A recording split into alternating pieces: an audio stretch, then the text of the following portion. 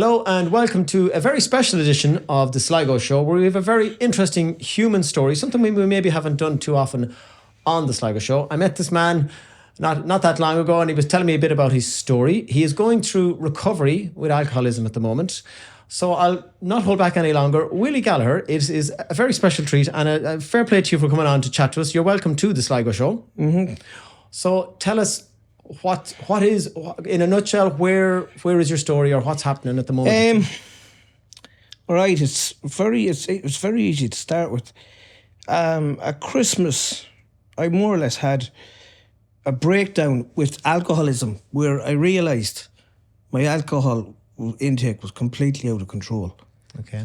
During lockdown, I started, like everybody else, the pubs were closed and we started drinking in each other's houses. And of course, I fancied myself as a connoisseur of wine, which is a good strong drink, you know. It's too easy to drink. I drink it out of a dirty welly. But anyways, I got into the habit of drinking wine in the lads' houses. That was fine. That was fine. That wasn't too bad. But then, of course, the pubs opened, and I always used to go to the pubs for a drink after work anyways. But I was reasonably behaved. But then when the pubs opened, finish work 5 o'clock, go for a few drinks. I started bringing home a bottle of wine at 9 o'clock to watch film. After your few pints? After my few bottles of Bud or cans of Bud. That's all I drank. I didn't drink shorts or anything like that. Thank God, or else it'd be a real looper altogether. So it got into the thing where I started bringing bottles of wine home and drinking them. And this excelled. And it really, really got to me. Drinking wine on top of beer is dangerous because it's extremely strong. Okay. So you're waking up the next day in the horrors and you're craving drink like hell. And what was happening was, I used to go to work, I'd be dying all day. I'd finish work at 5, then finish work at 4, then finish work at 3, and then I just wouldn't go to work. And then you go drinking the next day. And then you go drinking for 2 days. Or then you go drinking for 3 days. And before you know it, you turned into a proper binge drinker. And that's when I knew things were completely out of control. So when you say, okay, you were going to bed, obviously, but was it like up early straight away drinking? Or would the pub doesn't open till 10:30. So, but like, so, that, do you know what I mean? But so you were, when you got the chance, could be back in that pub again at 10:30. Yeah. And you would drink all day? No, you drink till 3 or 4 o'clock. You go home. It's like you'd be doing a double shift. You're coming out at 7 o'clock in the evening. Okay. 2 or 3 settlers, but going home, same crack again. This was my routine. Filling 4 9 o'clock, bottle of wine. Now I was watching Tom and Jerry. Yeah. I wouldn't have had a clue what I was watching. I wouldn't remember the next day what I was watching because I'd be blacking out. And are you on your own in the house? Oh yeah.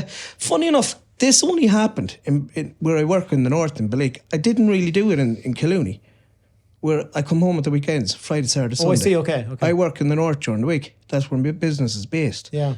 But I'm in an apartment up there in my own wee small apartment, you know. Okay. It's lovely. It's a lovely wee apartment. And Blake's a lovely wee village. Nothing wrong, but I have great friends around it. But it just got into a bad habit. Yeah. So it was nearly like during the week. Would you do it at all at the weekend then?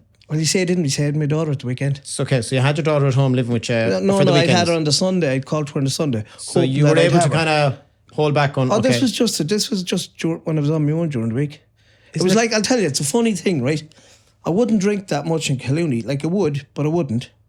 But it's the minute somebody said it to me, once you go across the Drowas, which is coming across Leitrim into Donegal, it's like I was going into Ibiza. The party head was on me. So you kind of could preempt, I know I'm going to feel good going up here now. I'm going up here and it's going to be good crack. We can get away with murder up here, nobody know. Yeah. You know, that's the alcoholic mind. And also, okay, so when... if it wasn't just Christmas, did it escalate to Christmas? Christmas is when I just broke, when I said... Okay, so how long had this cycle been going on pre-Christmas? Years, months, weeks? No, since lockdown, really. Wow, okay. Yeah, since lockdown. But you were working most of the time? I was a functioning alcoholic up until then. Yeah. And then I just couldn't. I didn't want to get out of bed. I didn't want to talk to people. Yeah. You know, I lost touch. I've lost touch with so many people, good friends. Yeah. That I I just lost touch with them because, you know, you lose touch. Yeah. You know, because you were drinking and didn't want to, or was it because of your drinking they got sick of being near you? No, it's a lot of them wouldn't have known. Okay.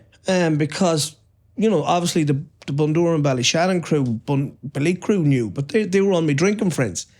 But my friends down here is the ones that I lost touch with. Like, I'm in a group chat.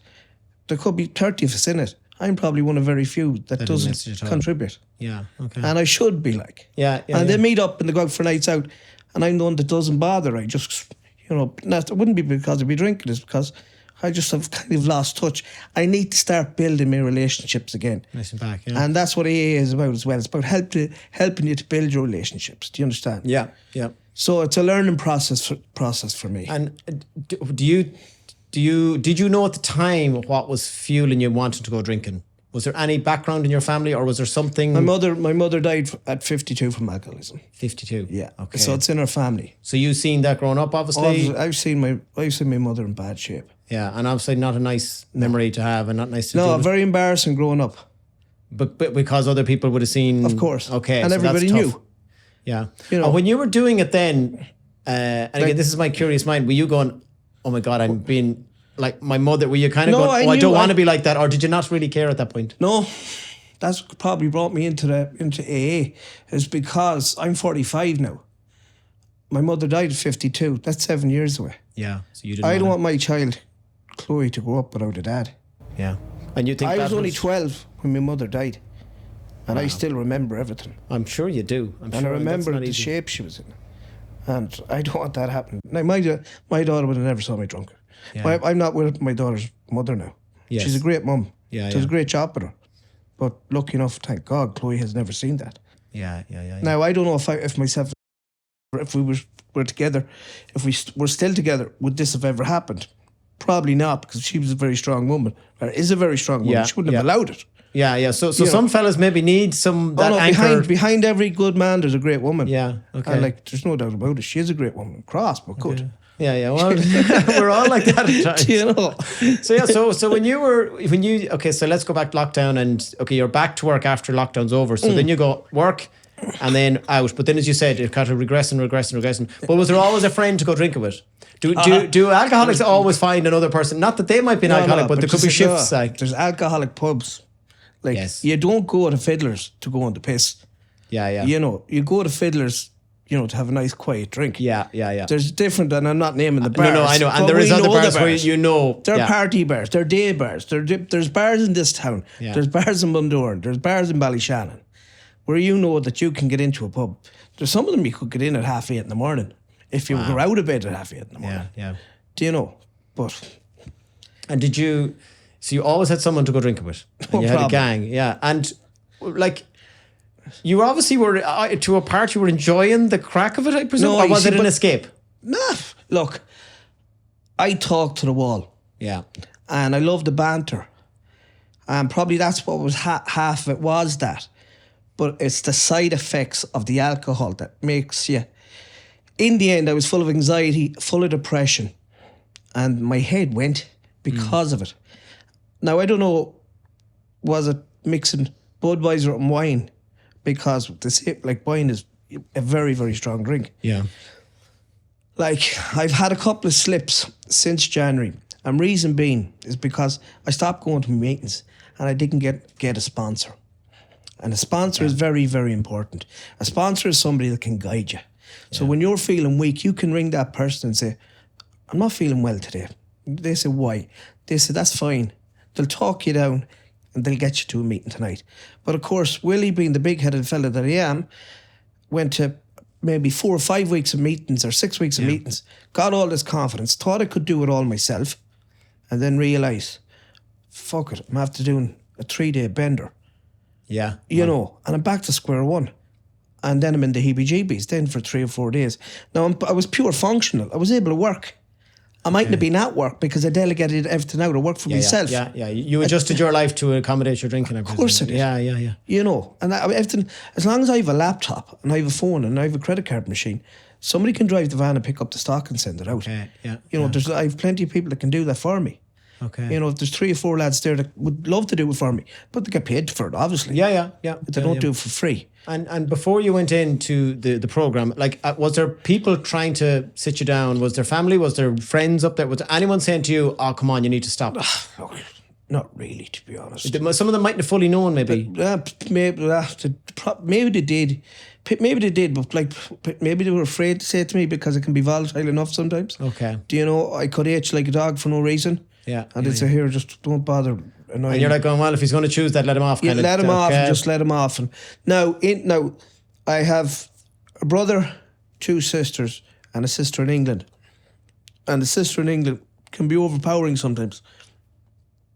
And she was overpowering at the start, which wrecked me head. And we fell out a couple of times about it. About your drinking now? Yeah. So she was aware, okay. She was aware of it. The one in Athlone, not so much, but she'd be saying, just let him get out of it. Do you know? Let him work it out Let himself. him work it out itself. Yeah. It'll come out itself. My brother, the same. My sister Colette would have seen my mother, because she's at home all the time. She would have seen Mum very, very sick with alcohol. Okay. While Yvonne would have been in England since she would have been 16. She wouldn't have seen half as much. She wouldn't have maybe understood as much. Yeah. You know, and probably didn't know how to deal with it as well. She probably tried to deal with it in the ways that I'm going to get him to stop, and I'll tell him how to do it, and I'll do this. Yeah. You can't tell me that. Yeah. You cannot. You can't tell me what to do. I'll do it myself. Okay. You can advise me, but tell me how to do it, and I'll rebel. So that's the thing, and I mean, I've seen people with alcohol problems. Like, now you're looking back where you're maybe in a better place, obviously. Do you think, God, they were actually trying to help, or do you still go, that's not the best way? Like, say if someone else has someone with an alcohol problem, would you tell them what's the best approach to try and get them to listen? Is it calm, kind, loving? Is it aggressive? You get them to bring an AA member. Just do that. Should be the first. That's the first step. Just ring AA Dublin. Okay, there's no numbers online. Okay. They'll put you in touch with an AA member, a strong AA member in your area. They may just meet you for a cup of coffee or a cup of tea or call to your house. And they'll say, well, what do you want to do? Now, obviously, they're not going to call to you with alcohol on you. Okay. They're going to call to you when you're sober. You don't talk to somebody when they're drunk. It's a waste of time. Yeah. You have to let them get it out of their system. You don't even challenge them when they're drunk because you don't know what response you're going to get. Yeah, absolutely. You could get it like a dog very, very handy. And that can ruin well, unless you're strong-minded, that can really break a relationship, kind of. Believe you me, I went through some people for shortcuts. Yeah. You know. And have you gone back to apologise to any of those for your behaviour, or do you kind of go, that was just me at the time, or are you still working through that process? No, you have to apologise. Jesus Christ. Yeah. You know how you do? You apologise probably 2 days later, like after you come out of the horse, send a text. Jesus, sorry about that. I didn't really mean to. Call you bollocks. Like. So no one could tell you to do it. So how did you tell yourself, or as you said, that one day, or no? I rang a member, and I says, I need AA. I said, I need help. Now that is very, very important. You have to ask for help. You have to be willing to take help. Yeah. And I needed help. I couldn't do it on my own. And I still can't do it on my own. Yeah. And that's why I have a sponsor. Now, after my last slip, and this is the first time this ever come into my mind, I contemplated suicide. And I woke up in the middle of the night in the horrors. And I had it in my head, right, how am I going to do this? So I says, I'm going to leave my shoes at the bridge in Bleak. I'm going to put my phone in my shoes. And I'm going to put my wallet in my shoes. And I'm going to jump into the river. So that everybody, then my family wouldn't be looking for me all over the place. They'd know I'd be in the river. But I'll be dead, like, obviously. But they won't be looking in the woods looking to see me hanging from a tree. Do you know, that's the mental mind, like. It's such an amazing dark place to go. It must be the weirdest feeling ever. I mean, you a person growing up and go, I'll never think of those thoughts. To do it. But like for somebody who was so in control all their lives and so confident all their lives, been in business all my life, to hit that low, frightened the life out of me. Yeah. And then I rang my doctor. My doctor put me back in touch with an alcohol counsellor I was dealing with. She says, right, William, she says, at the start, she says, maybe you didn't need to go to a treatment program. But she says, are you willing to try a treatment program now? And I said, I am. Okay. So the plan going forward now is, I thought I could get into Newry before Christmas. It's not, I think it's called Sister Concilia's. And I said, oh, gee, it's not a place run by nuns. This is going to drive me mental altogether. They'll fucking drive me to drink.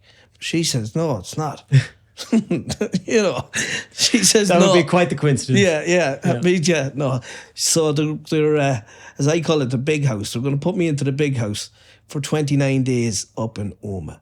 It's a 29-day intense program. No phone, no laptop, like-minded individuals, alcoholics. We have a thing in the end. I shouldn't be laughing, but we call it like-minded lunatics, you know. Yeah. But I think there's a little, but within the club as such, you have to have a bit of humour, I imagine. A bit of dark humour about what happens. It is like, some of the AA meetings are great crack. Yeah. Because, you know, we're telling our stories and we're telling the stuff we used to get up to. People saying, Jesus Christ, if anybody actually knew that, we would have been sectioned. Yeah. You know. Yeah. And like some of us probably, like I've seen some horror stories though. You must have heard some desperate things. I've heard horror stories. Like I've got away light. Yeah. Comparison to people who've lost homes, family, children, and have never got them back. Yeah.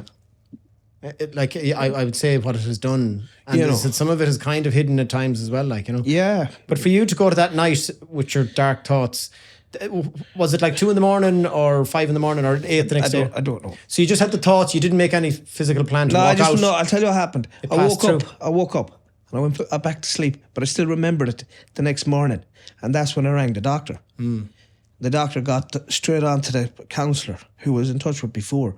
Yeah. And then she put the plan in place. Okay. To say, right, a treatment centre. And like you were like all in, okay, I'm definitely going to start doing something here. I says, I'm on for it, Jack. Get me away. Okay. Get me away as quick as possible. And the two lads that I'm in business with, I work through, you know, with my company. We own a brand called Voller Industrial Floor Paints. Or Voller Industrial Paint, quite successful business. They says, yeah, this is Willie, don't worry, the business will still be here when you come back. Yeah. You know, just do it. Do what you have to do. They probably could see that I wasn't on form. But they didn't know anything, or did they? Oh, they would have had a suspicion. Yeah, but you were able to half cover it up. But remember, I was that cute that I was able to delegate things out. Yeah. Because you've always been a smart, shrewd businessman, so you were probably able to bring that thinking into, I need to adapt. But even when you were bananas, like, you'd be writing stuff down, and, you know, so that I'd be saying to myself, geez, I won't remember that tomorrow. I better write that down now. So I'd be coming home with lists. I'd be looking at this. Thank God I wrote down that he needs 4 drums of floor paint. Yeah. It's that address and stuff like that, you know. Otherwise, I'd be effed altogether. Yeah. God, it's fascinating. But that's the alcoholic mind, you see. Yeah. You know, it's oddly smart in its own right to wriggle things around. Like, it's just conniving. You know, it's the power of alcoholism that it's you're trying to keep it going, but trying to keep it under control, but it's not under control. It's controlling you. Yeah. And are you worried, nervous, or nearly relieved maybe to be going into the clinic? Okay, just to get you out of the real world for a month. And get away fuck from everything. Excuse me, French. That's okay. You can say whatever you want. It's okay. But I want to get away. I need the rest. My mind needs the rest. My mind is fried. Is your mind fried? If you a busy brain, you're always thinking of new ideas, and if you're moving, shaking. No, we're always, look, it's just a business where it never stops, you know? Yeah. My phone never stops. My phone, and this is what I've been told, my phone is my work phone, but it's my personal phone. This is, get 2 phones. Yeah. I say, oh yeah, great. I'll go around looking like a drug dealer. Do you know what I mean? Like, yeah. But no, I can imagine you do need to. Do you think when you come through your treatment in the centre, do you kind of half go, what will the new Willie do? Will he get 2 phones? Will he take a step back and calm down a bit with work? Do you think the stress of work might have been a partial play? I don't know. In this? No, well, there's a few things. Work is busy. It is. It's good. But I had relationship issues, which has since passed for the best for both of us. Obviously, with alcoholism and drinking too much, you're full of anxiety and you get depression. That didn't help. No, I can imagine. Yeah. So, you know, if you're not sleeping right, and if you're not sleeping right, your mind isn't right. Yeah. And that's probably, and I'm plus, I was doing no exercise. Yeah, there was no good part to give you self-help, yeah. I've put on a stone and a half. Yeah. I was never heavy in my life. I'm turned into a bingo bus. Oh, that's okay. That can be. You can fix that. That can be fixed. We'll get Mousie's only after leaving. I can go running with him. Maybe. Well, no better man to take you for a run. Yeah. He'll kill me altogether. Okay, so it's interesting that you say you're looking forward to a break. Yeah. You know, so and I mean, I've heard of stories from these centres. Like some of them are amazing, but you seem like. Are you settled now in yourself, or are you still a bit worried that you might have a drink? Like, what's your mindset? No, I can't. Not after the last. No. See, the last bender I went on, I had to go to the doctor and get a tablet called Librium. Yeah. Librium is a tablet that brings you down of alcohol, settles your mind. It's nearly like a benzo. It's like a Valium. Yeah. And I had to take it 10 days for a detox program.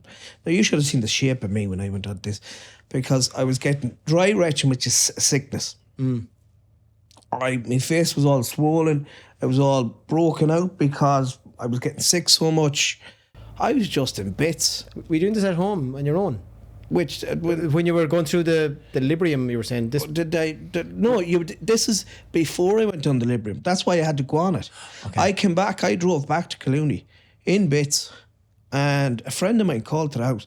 Actually, I called into a friend of mine that has a pub for my waddy. And he started looking at all he could say. Now, I suffer with high blood pressure. So if you have high blood pressure, you shouldn't be drinking. Okay. Right? And also I got diagnosed with Crohn's disease in January. Oh, okay. So you definitely shouldn't be drinking wine. Burn the belly, yeah. I'm on tablets for these.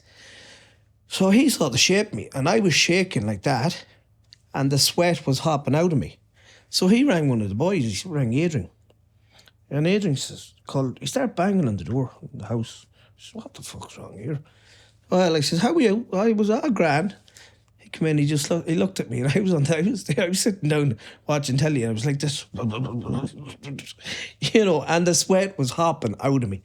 He says, Willie, you have to go to hospital. He said, you're not well. I said, I'm not going to any hospital. I said, they'll end up keeping me in there for a week. So he rang his doctor. His doctor said, get me down here straight away. Checked my blood pressure. It was through the roof. He says, right. He says, Willie, you need Librium. And he says, I'm going to put you on 10 days of it. It's a detox thing. Yeah. He says, don't drink in it. I said, no intention. And it brought me right down. Okay. And got me head clear. And that's when I kind of got to start. That's when I got a sponsor. And that was the best thing I did. Because that somebody is the somebody that I can ring if I need help. Yeah. And it's very important for anybody out there in AA, starting out, get a sponsor as quick as possible and keep going to your meetings. Don't stop going to your meetings. If you do, you'll slip. I don't care what anybody says. You have to do your meetings. You know, try and get 3, 4. I suppose I do 4 or 5. Some Sundays I might do 2. Really? Yeah. Is that because it's a more difficult day, or you're more free? Or? I'm more free. Yeah. And but you get that much benefit. I do. And I like meetings. And they're lovely people. The AA is a family also, because it's everybody understands each other. Yeah. Yeah. And there's no one judging. There's no judging at all. And you know what? Like, I know myself, there's talk about, I heard Willie Gallagher's in AA. Oh, Jesus Christ. So yeah. He says, no, I'll tell my story. You won't tell my story. Yeah. I'll tell you the way it is. Because you know what Chinese whispers are like. No, They'll probably tell you that I was down sitting on steps drinking bottles of wine on the steps. And, you know, like making a fool of you altogether. Yeah. When it wasn't like that at all. I get you, yeah. You know, and I mean, it's amazing. Fair play to you, like, for coming on in your hometown on a Sligo show, you know what I mean, to tell your story. Do you find that a bit therapeutic as well? Of course it is. This is helping me. Okay, well, that's because at the end of the day, people will find out. Because even though it's an autonomous program, it's not. People still talk. They'll tell their wives, and then their wives will tell their friends, and women talk. And I remember, like, back in the 80s, there was a thing like, it was a disgrace, where they should be applauded, going, they're actually getting help. It was a stigma. There was a funeral there last week of a member called, a strong member in Ballyshannon, unfortunately died of a heart attack. But the priest praised about how he was 20 years in sobriety. Okay. And it was a lot of AA members that was there. Yeah. And it was very moving. Like, that's a second family, like, as you said. And that's what helped him to... Well, it mightn't have been there for the 20 years, I suppose, if it hadn't been helped. That's it. Yeah, and look, it's great to see you here. And look, you're looking well and fresh, and you're smiling.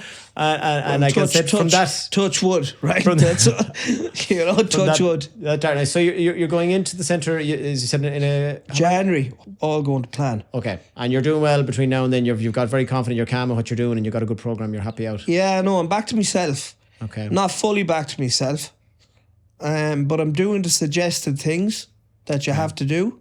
I'm doing my meetings, getting my meetings in. Like, Jesus, lads, there's days there you don't want to go to meetings. But that's the day you have to go to a meeting. It's like the gym nearly. Like the day, if you do it, you know the benefit. Or there's another thing a fella says to me. If you ever say this in your head, fuck it. Excuse my French, okay? It's okay. That's bad sign. Because the mind is saying, starting, fuck it, I'll go for a drink. Yeah. And then that drink will end up being 10 drinks. And you're back to square one. Yeah, and that must be very gut-wrenching when you've done well for so many weeks or months. Do you know what it is? It's the guilt.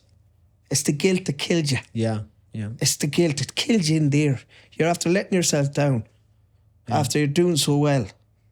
And that's what happens. Yeah, no, it's an amazing journey, and you must hug your daughter a little bit more now, and your loved ones going, I might have been here if this happened or that happened. Yeah, well, look. So, I get on well with my daughter, but she's 8.5. She has 3 other kids, and with her previous partner, and they've 4 dogs. So I'm the last on the list. I'm daddy uncool. So all right, we're all a bit like that sometimes. I think sometimes even if I bought her a pink house and a pink Ferrari, I'd still down the pecking order a little bit. Definitely, That's okay. You know.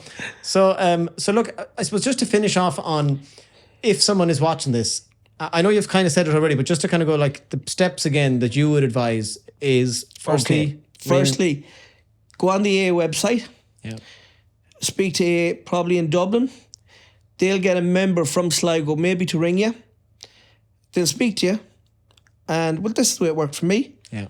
And they'll meet you, where you are, and they'll say, maybe, do you want to go to a meeting? Now that meeting, believe you me, is going to be your hardest meeting. But they'll get easy after that. Now remember, when you go to a meeting, all you have to do is listen. Yeah, so the first one is just be there. Just be there. Okay, don't feel pressured. Like my first meeting, hello, my name is William, I'm an alcoholic. But I'm just going to listen today. Yeah. And that's fine too. And I've done that numerous times. You know, just because did a couple of meetings, or I was driving all day and I was just tired. Yeah. And I just wasn't in the mood to talk. You know, and that so can there's happen. no pressure anytime. There's no pressure. Talk. Oh, excuse me. You're all right. So there's no pressure. There's no pressure anytime. And I've seen members that are 20 years in recovery do that. Yeah, yeah. So it's nothing to be afraid of. And is your overriding emotion at the moment? Do you have any embarrassment or shame about I'm an alcoholic? I mean, that stigma. No, you're probably relieved to go, I've admitted I'm working my way. I should be proud of myself that you've got to this stage. Of course, you're ashamed. It's only natural. Yeah. That you let it happen to you. But if I keep thinking like that, I'm never going to get it. I'm never going to have recovery. Yeah, yeah. I'm never going to have peace of mind. So you need peace of mind. Yeah. What's the use in going to meetings if you don't have peace of mind? Might as well just back up and start sculling bottles of wine into me. I know, yeah. What's the point? Like, I'll be dead in 10 years' time. Yeah. And that is the truth, especially with medical conditions, high blood pressure, and, you know. Yeah, Crohn's. absolutely. I'll end up with a colostomy bag. It's not going to end. Yeah. You know, and you'll just die of stroke or heart attack. Yeah, well, I mean, I do think you should be very proud of what you've done, the realisation, and I can't even begin to imagine the difficulty to go what you've done and to do it. So, and even anyone watching that has gone through it or is thinking it, like, I don't think there's any shame or embarrassment. It can be just a moment. It can be just something, or some reason these things happen. So, as I said, I don't think maybe as many people as you think might go, oh, look, an embarrassment. So, it's really brave of you to come on and tell the story, and I can see that I'm not ashamed as such to say what I am. Look, it is what it is. Yeah. I take it on the chin. I've made mistakes in the past. This is just one of the biggest ones I've made. Yeah, but you're the far side of it now, and you're doing positive steps. I'm trying my best. Good. So as you said, ring the AA, they'll get you set up. It's an amazing organisation. Yeah. Keep going. It's a fellowship. Yeah. And once you get in, keep going to your meetings. Brilliant. Keep going. No matter on the dark days and you feel a bit I'm not in the mood. If the weather is, if there's snow out there and it's 10 feet high, walk through it to a meeting. Yeah. Actually, do you know what I forgot to say? There's Zoom meetings. You can go on Zoom meetings. Now, I hate them. Right? But if that's your little... But some people love them. You know, if you can't get out of the house. I like the Personal. Well, you're as you said, you're a chatterbox, like, so you like that. Talk to the wall, like. Yeah.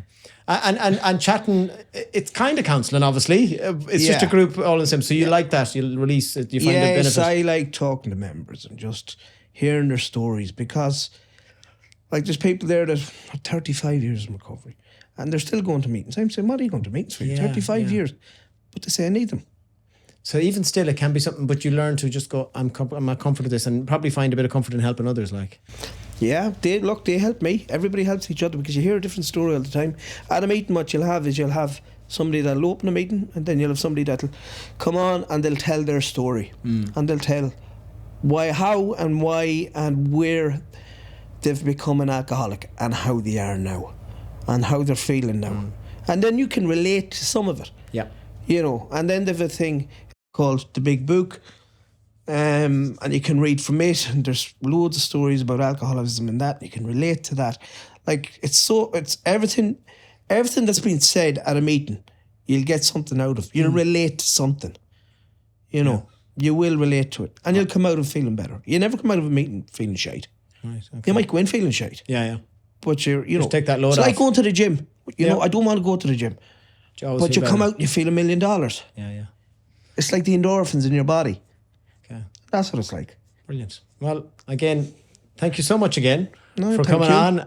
It's a fascinating insight, and as I said, I've known you for years. Yeah. And when we met that time and you told me, I was like, oh, I hadn't a clue. As you said, a lot of people don't know. No. But you've just really gone, and as I said, I definitely think there's going to be someone watching that you've definitely helped, and it's a real, you know, it's someone that we all know around Sligo, or plenty of people know you and go, oh God, I can relate, and I might have a problem. So fair play, you're definitely going to help people, and the best to look on your journey. You know where I am if I'm any use to you, or any of us or anything. And as I said, I think you'll probably find you're going to be a great help to other people down the line when you keep going to your meetings and keep it going. Please God, just look, ring AA. Yeah, they'll help you. One thing. Willie, thank you so much for cheers, and thanks for having me. No problem at all. Thank you. So that was Willie Gallagher telling his amazing story and journey, and we wish him all the best. As he said, I should say, just check in online, look up the AA. There's lots of help out there, and as he said, keep going to the meetings. That's all from the Sligo Show for this episode. Thanks again to Brian McDermott from Pixel Productions, who's doing all the hard work behind the scenes, and thanks for the Glasshouse for letting us use their space. We'll see you all again next time.